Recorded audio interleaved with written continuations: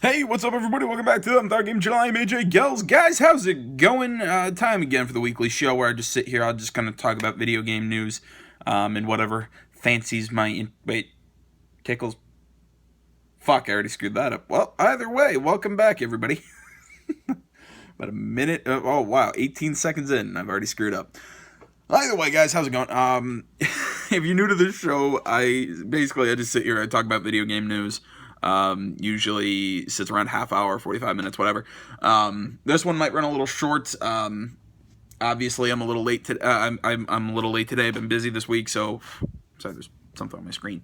So I've been a little busy this week. So I've not been super just watching the news like I usually am. So this week's probably going to be a little shorter. Feel free always to go into the comments and post links to articles or anything that I might miss that you might find interesting. And I'll chat with you, talk with somebody else on the channel, whatever. Always love to do that with you guys. I feel like there was something else I wanted to say, and it's oh yeah, obviously this is going up late today because usually this goes live at noon Eastern. Sorry, along with being busy last week, I have not been sleeping well. So this morning, today I decided to sleep in. Really nice though. Yeah. So I got all my energy back. All right. I'll stop bullshitting. All right, here we go. The first article, Nintendo's Shigeru. God, big guy's name, and I can't even pronounce it. Shigeru Miyamoto. There we go. Expresses concerns about VR. Very important guy in the games industry. Can't pronounce the name. God, I'm off today. Nintendo creative fellow Shigeru Miyamoto recently shared his thoughts on virtual reality, saying that while some of its issues are being worked out, he still has a few concerns about the technology. And I quote, "In terms of being together online in virtual reality, I think a lot of the problems have been solved or are starting to be solved," end quote. Miyamoto said in an interview with Time, noting that, and I quote, "This is something that we're looking into," end quote.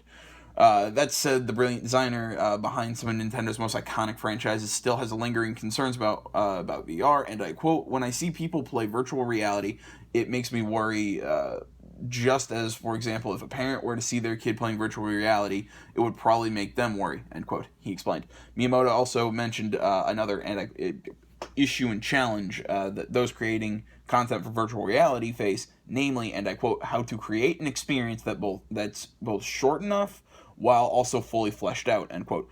I'm trying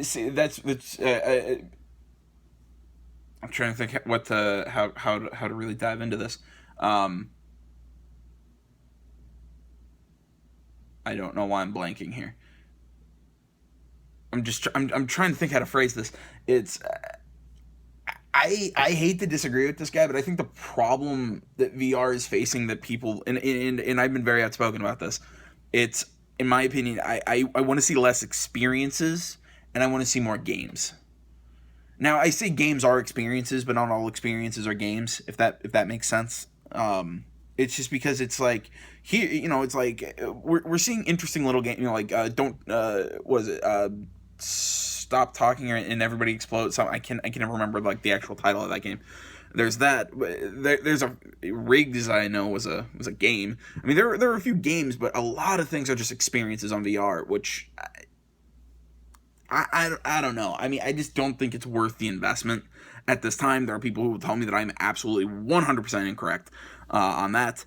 But again, that's my opinion. It's how I sit on the VR issue. I'm interested to hear this and see what Nintendo's going to do with VR. If we're going to see a Nintendo Switch VR headset, although I think that'll be a little weird. Either way, continuing on. Next article: Vampire the Masquerade series gets its first new title in a decade. Article by Charlie Hall of Polygon. The article reads, White Wolf Publishing has released the first new game in the Vampire the Masquerade series in a decade, called Vampire the Masquerade: We Eat Blood. It's joined by a sister title, Mage the Ascension: Refuge. Both are pieces of interactive fiction, and I quote, inspired by choose-your-own-adventure books, end quote, says a press release issued today. They are available on Android and iOS from Asmodee Digital and on Windows PC. And I quote, in Vampire the Masquerade, we eat blood. You're a young artist who wakes up at night to find you're no longer human, end quote, reads the statement. And I quote, told entirely through an innovative mobile messaging perspective, We Eat Blood is a sharp, mature, and terrifying story about your first nights as unwilling predator and prey. Okay. I have no idea what the hell that mobile messaging perspective means. That's a little weird. Although I have seen the first Vampire the Masquerade game for PC. It's an interesting RPG. Really, like I said, I mean, that's about all I can say, because I don't think it would be for everyone. But definitely some people, I'm sure, would love that game. Just putting it out there, saying it is an RPG. It's a pseudo open world from what I've seen. I've seen about maybe a couple hours of it, and it's interesting. So I would definitely suggest to go check it out. Let's see here. Continuing on with the article, while We Eat Blood stays true to the gritty themes common in the Masquerade universe, Refuge seems to skew a bit more topical. Players assume the role of a volunteer in a Syrian refugee camp who suddenly realizes that magic is real. And I quote, your actions and choices will have profound consequences on the world and people around you, end quote, states the press release. And I quote, safety or sacrifice, let them in or build the wall, end quote, the choice is yours, end quote. On PC, the games are available together under the Worlds of Darkness Preludes for $9.99 on Steam. That is, I'm assuming, U.S. price. On the Apple App Store, they're sold separately as Vampire Prelude and Mage the Ascension Refuge. You can find them on Android as well, here and here. They're hyperlinks, and you go into the description. You'll find the links to the article, and then you can follow those hyperlinks. Purchase from CCP Games by Paradox Interactive last October. White Wolf has suddenly sprung to life. 1 month ago, it announced Werewolf the Apocalypse, a joint effort with Focus Home Interactive partners, being developed by Cyanide Studio. Little is known about the title so far, but it is planned for Windows PC, PlayStation 4, and Xbox One in 2018 or later. Yeah, I really don't have much to say about that. Seeing again the whole, I really haven't dug into Vampire the Masquerade, and I thought that was the only game. I didn't know that it was a franchise, unless this is the first game in the the actual like second game in the franchise. Either way, like I said, go check out Vampire the Masquerade. It's an interesting game. I'm feeling weird in this one. I don't know why. Let's see. Next article. This is an update from an article I know I talked about because I think this came out, the 18th of January, so pretty much a month ago. Yes, it's February right now. What the hell am I thinking? Jeez, I'm sorry, guys. My mind is about 8 places at once. The original story follows, God damn, the article is about the horror game Perception coming to PS4, Xbox One. There we go. This article was by Michael Pasalacqua about a month ago. Again, link will be in the description. I cannot talk today. God damn it. Perception, the horror game developed by former Irrational and Visceral employees, is coming to PS4. The Deep End has announced, although no release date for Perception is known. The game will be published by Feardemic, and I quote, a new publishing label focused on bringing players unique psychological horror games, end quote, according to the post on the PlayStation blog. Perception will have you play as a young blind woman named Cassie Thornton. Thornton. There we go. As you navigate through a creepy 18th century mansion in Massachusetts, players will find their way around by tapping Cassie's cane to see via echolocation, while trying not to make too much noise that will attract the presence, a ghostly force that haunts the mansion. I think this is gonna be this game is gonna be awesome. Love Ken Levine, does great work. By the way, the updated update to the story is the Deep End Games and publisher Feardemic have announced that Perception is also coming to Xbox One in addition to PS4 and PC. No other details were announced about the game, nor a specific release date revealed. However, the Deep End did release a new trailer to celebrate the Xbox One announcement. There's a link to the video. Let's see, for more on the game, blah, blah, blah, IGN's full coverage. like I said, the game sounds really sweet. Like, I really, really, really, really like this concept. I really like the concept of what the game's going for. I mean, it's really interesting to see a game where you play as a blind person. I think that's going to be really interesting. Having to see using the echolocation, mix that with the fact that you have to be careful not to make too much noise to attract the ghosts. I think that's really going to set up some really interesting stuff. Next, we have a short article by Game Informer. NIS America announces Danganronpa 3 V3 release date. God damn it, Danganronpa. I love the game series. I just can never pronounce it. Oh, the article reads, get ready for more blood, sweat, and tears. NIS America will be releasing 3 Danganronpa games over the course of 2017, starring an all-new cast in a new environment. The third main installment of the iconic murder mystery visual novel series, Danganronpa V3 Killing Harmony, launches for PS4 and PS Vita on September 26. NISA also announced that Danganronpa, another episode, Ultra Despair Girls, a spin-off title released for the Vita in 2015, is available on PS4 beginning on June 27th. These 2 games are preceded by the release of Danganronpa 1-2 Reloaded, a collection of the first 2 games of the series on PlayStation 4 on March 14th. That's what I have for that one. Love Danganronpa. Love them on the Vita. Probably won't play them on the channel. Maybe I'll play the third one. I don't know. It's just because the game doesn't fit like Let's Playing kind of thing, like a Let's Play kind of style, just because they're very slow. It's a visual novel, so I probably won't play it on the channel. But I would definitely suggest if you don't have a Vita and you have a PS4, you definitely pick up Danganronpa 1 and 2. If you have a Vita. It said that spin-off one was coming to PS4. I haven't played that one, so I can't tell you about it. And definitely test out Danganronpa 3 when it comes out. Personally, I'm probably gonna get Danganronpa 3 on handheld. I'm not on my Vita. I'm probably not gonna buy it for my console, just because I don't like the whole, because I think that game really suits a handheld environment. I'm rambling. Next article by Polygon this here. Apocalypse Now video game seeks $5 million for the 2020 game. Article by Brian Crescenti. Either way. Article reads, the hopeful developers of the Apocalypse Now video game are now asking for about 4 years and $5 million to create a AAA experience based on the film. If they've opened up a second crowdfunding channel to help pull in the money. The original $900,000 Kickstarter, currently hovering at just under $175,000, will remain active if it is successful. The team will honor all backers, but if it isn't, the team plans to see about moving those backers over to the Apocalypse Now website, where the longer-running campaign will live. Game director Montgomery Markland tells Polygon. Markland added that this was always the plan for the game, which he thinks will be years, likely 4, in the making.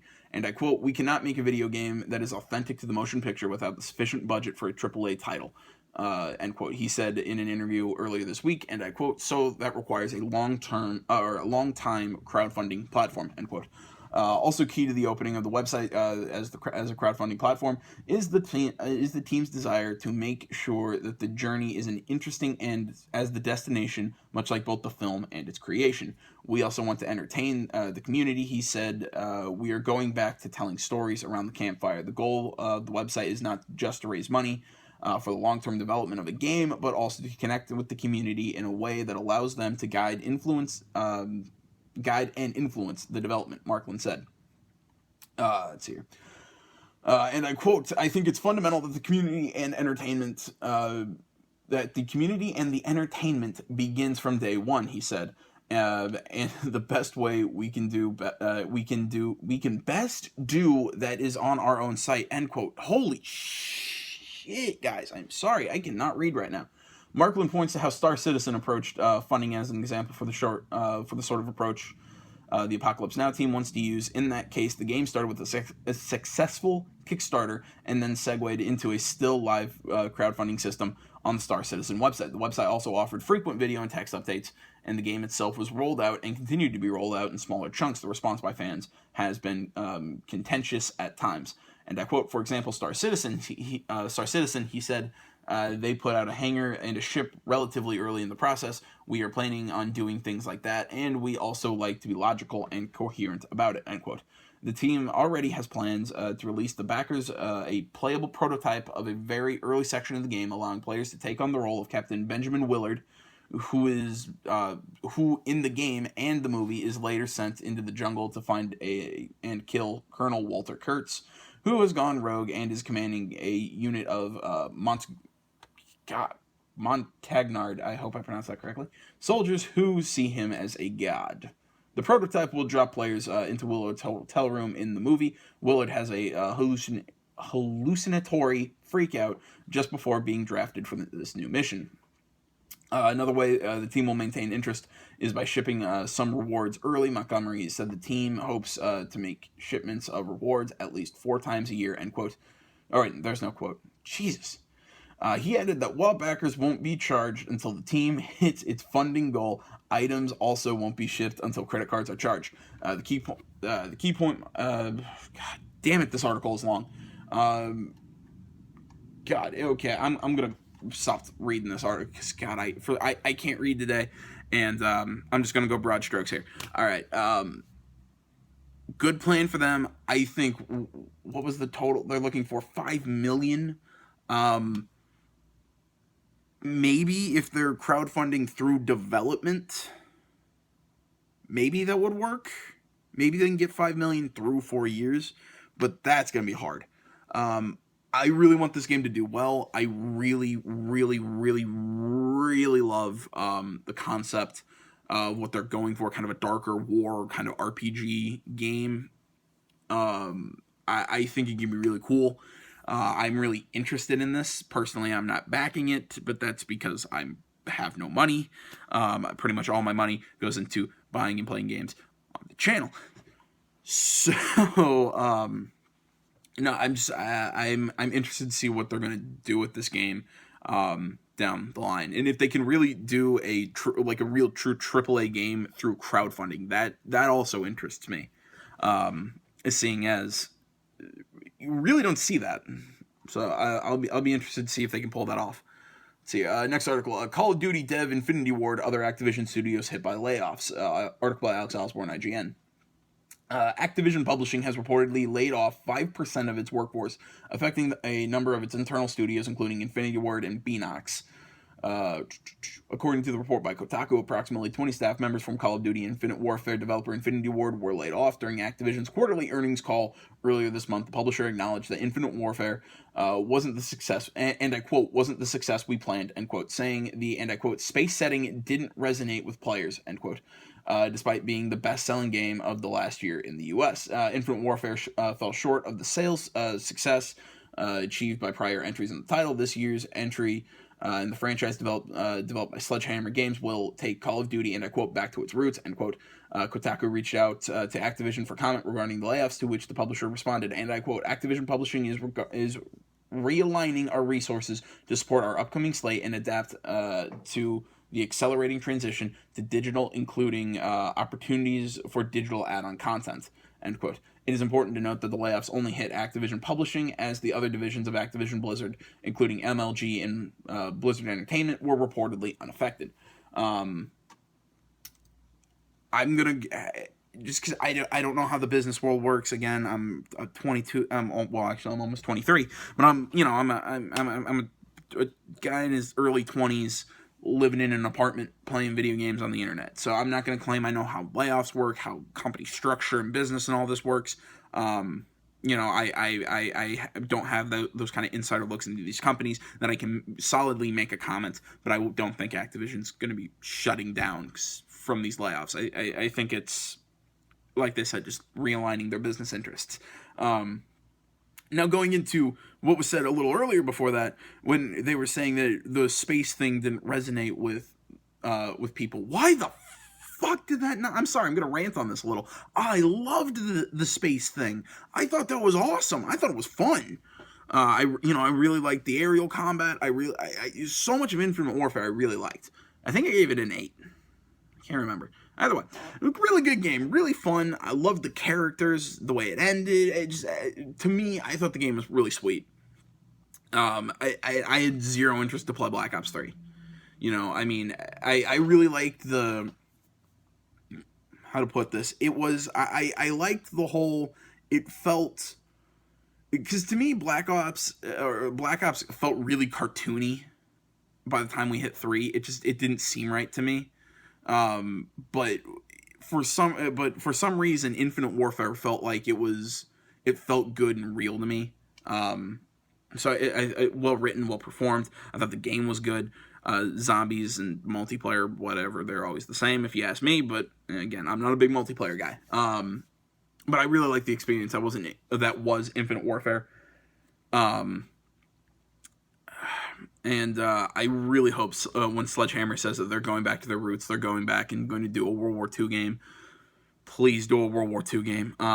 Because I am tired of these mechs and exosuits and all this futuristic bullcrap. I want to go back to World War II. I love World War II games. You know what I mean. I said this last time I talked about Call of Duty. Call of Duty 2, Big Red 1, still one of my favorite games. One of the games that early got me into that. Early in my gaming, whatever, it really got me into shooters. Because back then I was playing like Sly Cooper and like mascot platformers and all that. It's still good games, still fun. But it's sorry, I'm stammering. But games like Call of Duty Big Red 1 really kind of helped push me. That and Medal of Honor 2 Rising Sun, I believe it was, really kind of helped push me into where I am. It really kind of pushed my love of shooters. And like I said, I think that going back to World War II would be a really good move for them. Okay, all right, moving on. Next article, Halo Wars 2 PC physical release for the US canceled. Article by Michael Passalacqua of IGN. Halo Wars 2 will no longer be getting a physical release for PC in the US. 343 Industries has announced. In a post on Halo Waypoint, 343's community manager Brian Gerard explained that, and I quote, "Retail plans have shifted and Microsoft has made the decision to focus the release of the physical retail version to Europe only," end quote. And I quote, "THQ Nordic is a great partner and they are working with us to ensure that the transition remains smooth for our customers. We apologize to any customers affected by the change in our retail plans and thank everyone for the continued support and look forward to the release of Halo Wars 2, Gerard said.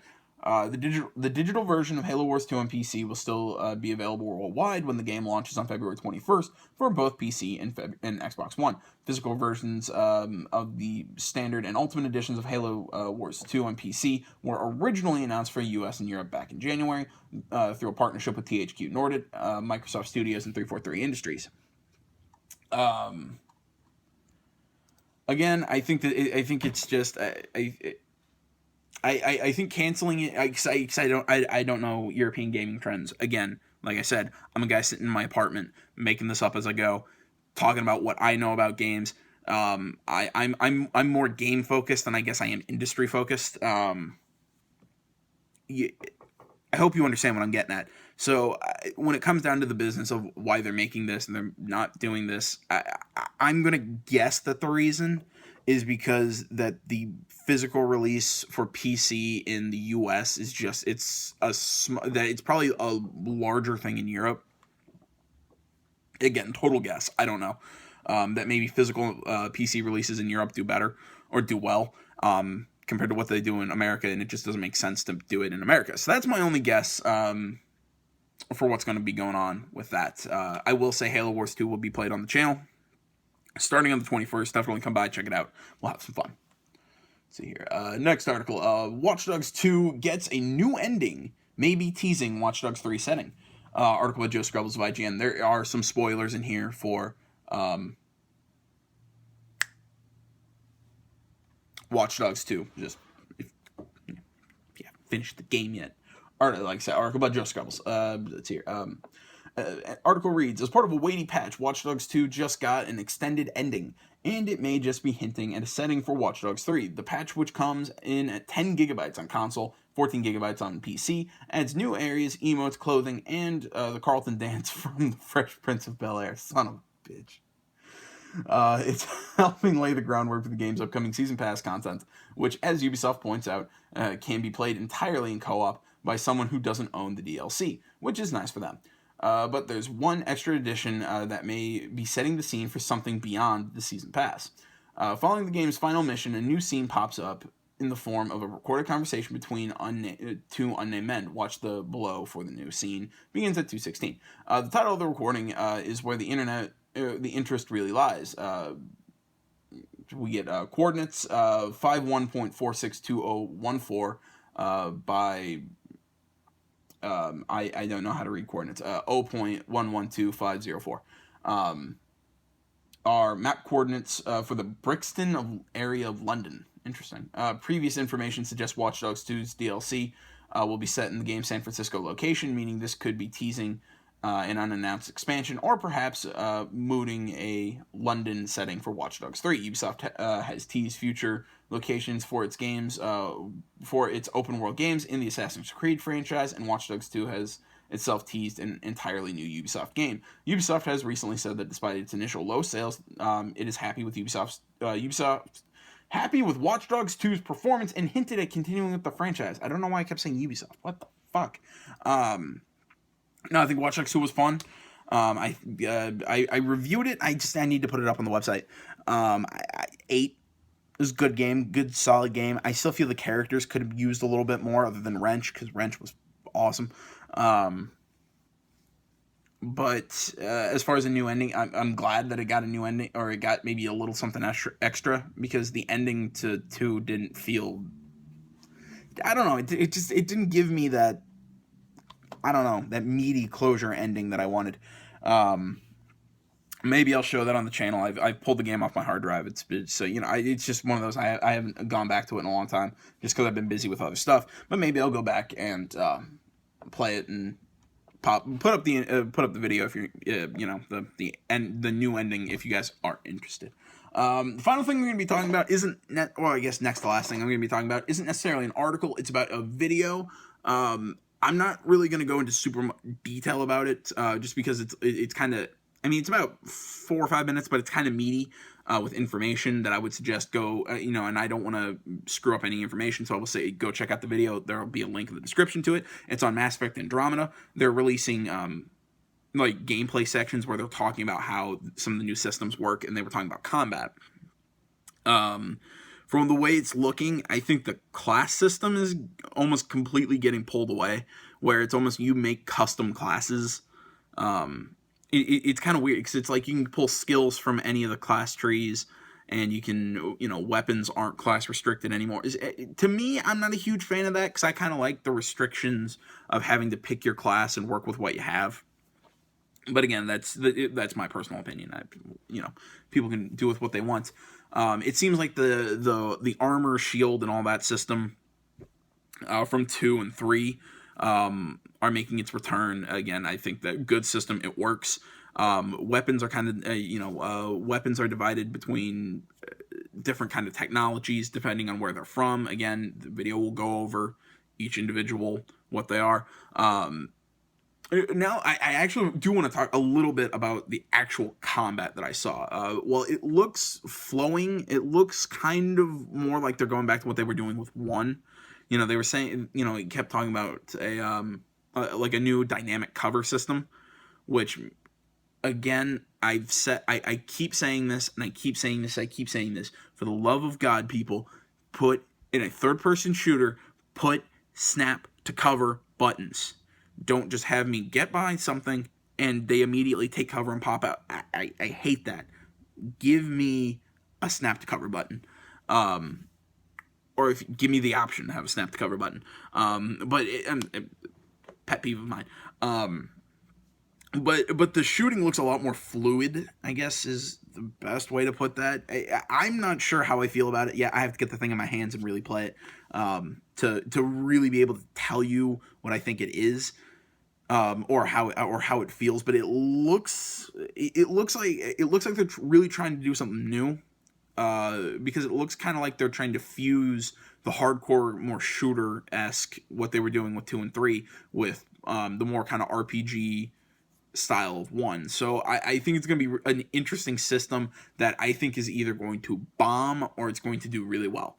I'm very interested to see what it is when the game comes out. Like I said, I will have a link in the description for a video of that, where you can actually see everything and not just listen to me just ramble on about random crap.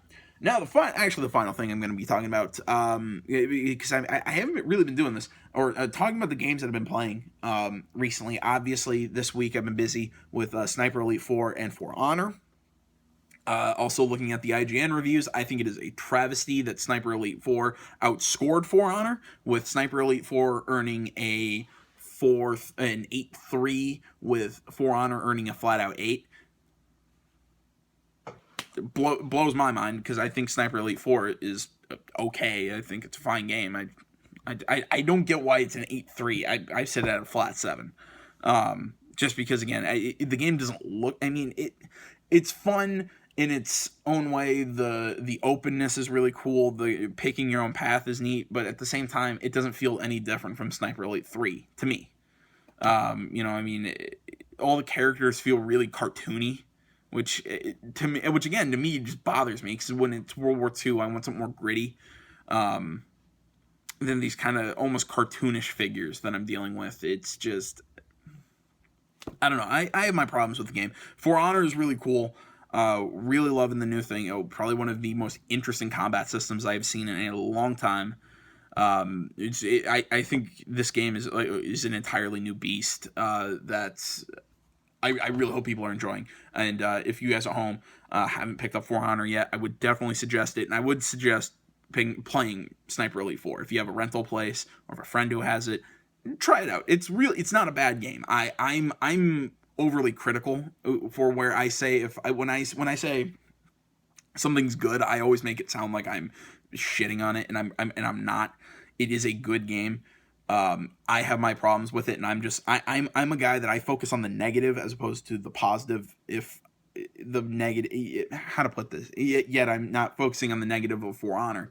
But that's because I think that the good heavily outweighs the bad in For Honor, while I think it's fairly even in Sniper Elite 4. So to me, that I typically throw a lot more focus on the problems and go on about them. So a little insight into my screwed up brain. So either way, guys, that's the show for this week. Thanks so much for watching. Like I said earlier, if there's something I didn't talk about this week that you want to hear about, hear my comments on, hear somebody else's comments on, go post links in the comments and all that.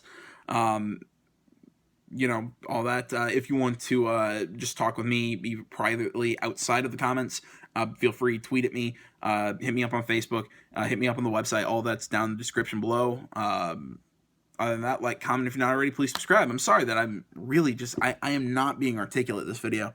Like I said, I'm still kind of punchy, still kind of tired from this week. So I'm just gonna say end this here and say thank you everybody so much for watching. Until next time, I'm AJ Gels. It's the On Third Game channel. I'm out.